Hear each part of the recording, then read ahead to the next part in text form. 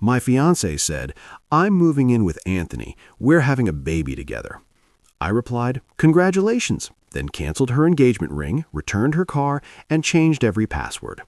6 hours later, she was at my door, sobbing that Anthony had kicked her out. I, 29, am an architectural engineer. For the last 6 years, I've been the guy who plays by the rules. I save for the future, I plan for every contingency, and I build things that are meant to last. I thought my relationship was one of those things. I was 3 months away from marrying a woman, 27, I'd been with since we were in our early 20s. We had the whole suburban dream lined up, the big house, the high-end SUV, and a wedding venue that cost more than my first 3 cars combined. I had even worked 60-hour weeks for 2 years just to pay cash for a custom $25,000 engagement ring. I wanted her to have the best because I thought she was the best. That illusion didn't just crack, it disintegrated on a random Tuesday morning. I was at my firm looking over some structural load calculations when my phone vibrated on the mahogany desk. I figured it was a reminder about our cake tasting. Instead, it was a wall of text that felt like a physical weight on my chest. She told me she was leaving. She wasn't just leaving, she was moving in with Anthony. Anthony was my best friend, the guy who stood next to me at my college graduation, the guy who was supposed to be the best man at our wedding. She told me she was pregnant with his child.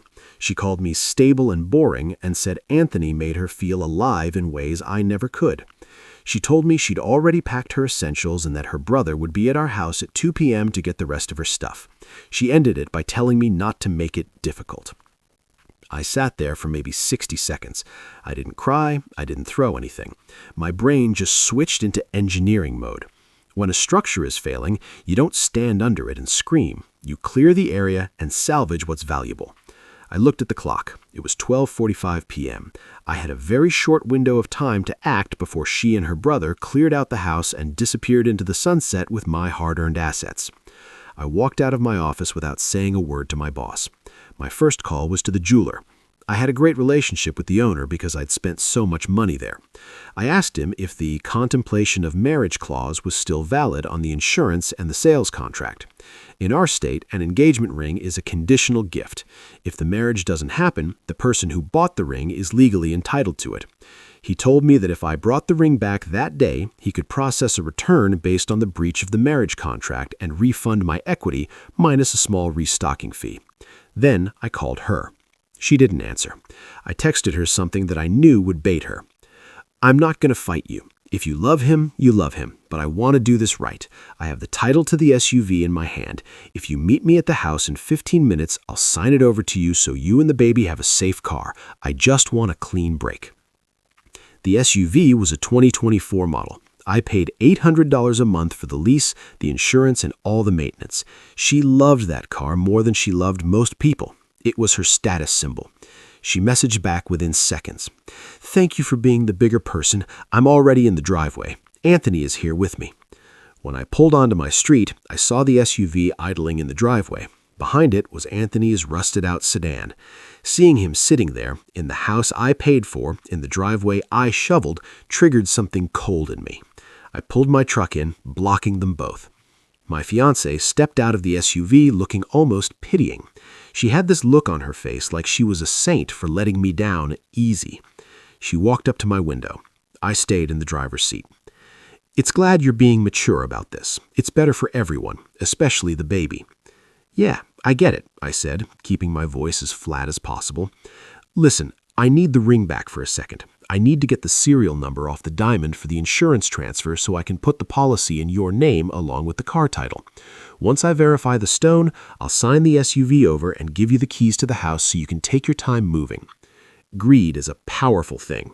She didn't hesitate. She slid that $25,000 engagement ring off her finger and handed it through my window.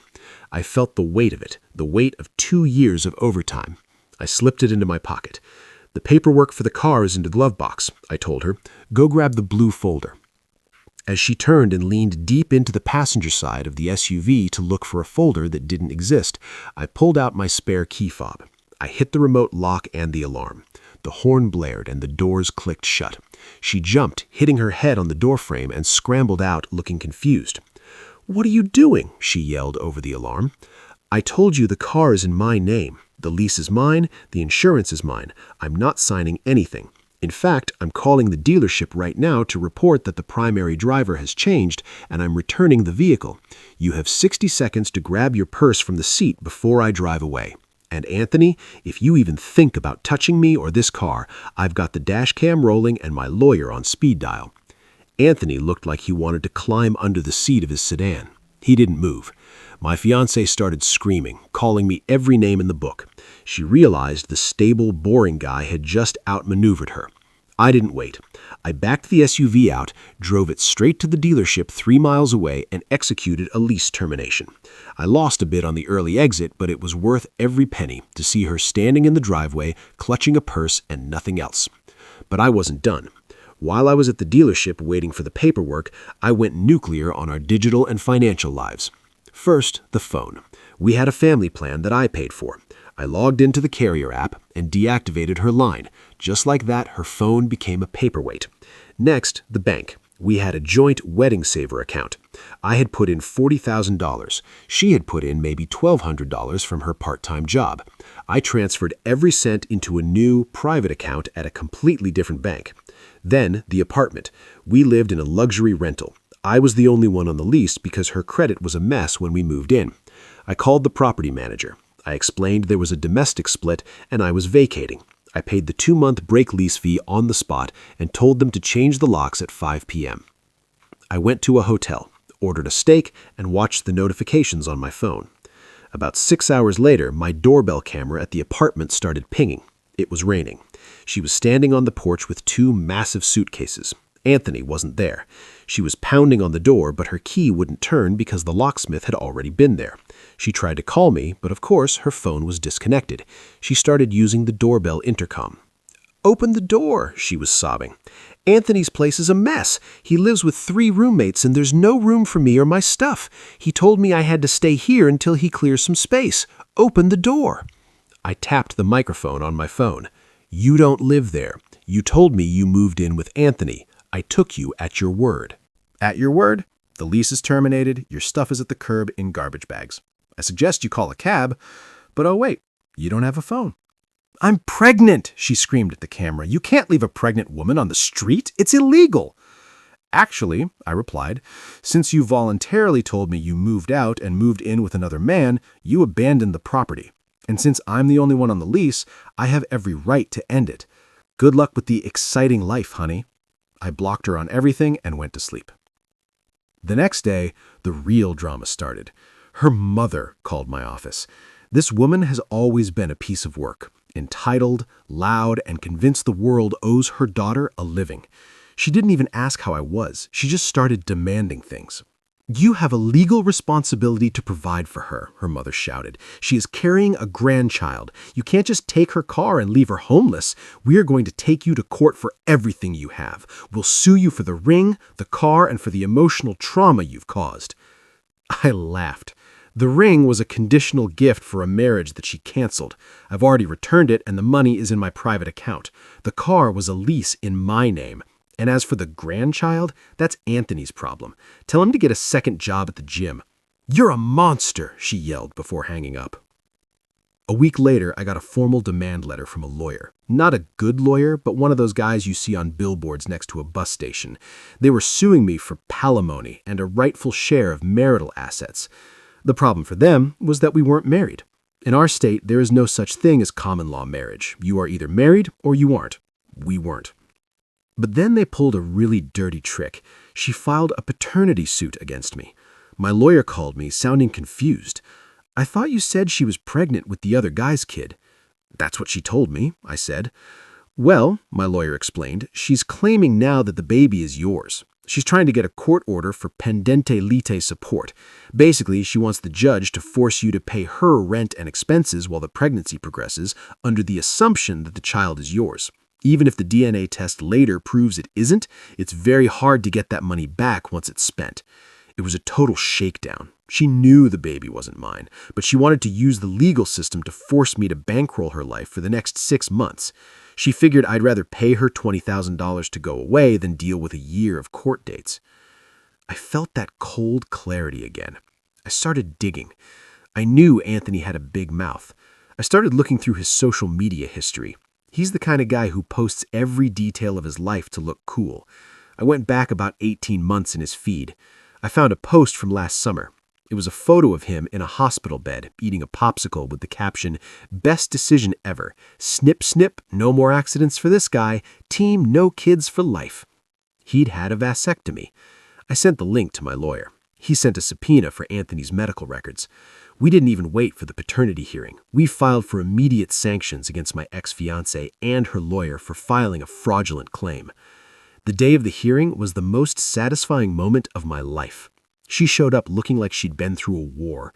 She'd lost weight, her hair was a mess, and she was wearing a cheap maternity dress she'd probably bought to look the part. Anthony wasn't there. Apparently, when he found out he was being subpoenaed for medical records, he bolted. The judge was a no-nonsense woman who looked like she'd seen every scam in the book. She looked at my ex-fiancé's lawyer. "Counselor," the judge said, "are you aware of the medical history of the man your client originally claimed was the father?" The lawyer stammered, "Your Honor, my client was confused due to the stress of the breakup." "Confused?" the judge barked. "She sent a text message on the day of the split explicitly stating the child belonged to a man named Anthony. We now have medical records proving that man is sterile, and yet you filed a sworn affidavit claiming my client was the father to secure financial support. That is not confusion. That is perjury and fraud." The judge didn't just dismiss the case, she sanctioned the lawyer and ordered my ex-fiancé to pay my legal fees in full. But the best part? The judge looked at my ex and said, "If you ever set foot in this courtroom again with a lie this blatant, I will refer the matter to the district attorney for a criminal filing." My ex collapsed into her chair, sobbing. Outside the courtroom, her mother tried to corner me one last time. She was still trying to play the entitlement card. She pleaded, her voice finally losing its edge. "You have to give her something," she said. "She has nowhere to go. Anthony left her when he found out about the court case. He didn't want to be involved in a legal mess. She's staying at a shelter. I can't take her in. My husband won't allow it." I said she had a $25,000 ring, a luxury car, and a man who loved her. She traded it all for a guy who couldn't even give her the one thing she lied about having. I don't owe her a cent. I don't owe you a cent. You raised her to think she could treat people like stepping stones. Today, she just ran out of stones. I walked to my truck. I had a check in my pocket from the jeweler for the return of the ring. I had the equity in the SUV. I had my freedom. I found out later through a mutual acquaintance that she wasn't even pregnant. She had faked the whole thing. The pregnancy, the moving in with Anthony, as a way of creating a crisis that she thought would force me to give her a massive payout to leave quietly. She thought I was so boring and stable that I wouldn't fight back. She thought I'd just hand over the car and the money to avoid the mess. She miscalculated. Engineers don't just build things. We know exactly how to take them apart when they're no longer structurally sound. I moved to a different city a few months later. I took a job that pays more and has a much better view. I don't check her social media, but I hear she's working at a diner and living in a basement apartment. She's still paying off the $15,000 judgment from my legal fees. It's a monthly reminder of exactly what her exciting new life cost her. As for Anthony, he's back to living with his parents and driving that same rusted-out sedan. I guess being alive and exciting doesn't pay the rent. In the end, she wanted a life that was less boring. I'd say she definitely got what she asked for. It's just a shame she didn't realize that the boring guy was the only thing keeping her world from falling down. If you liked seeing a boring guy build a bridge straight over his ex's nonsense, make sure to subscribe. I promise my future updates will be structurally sound.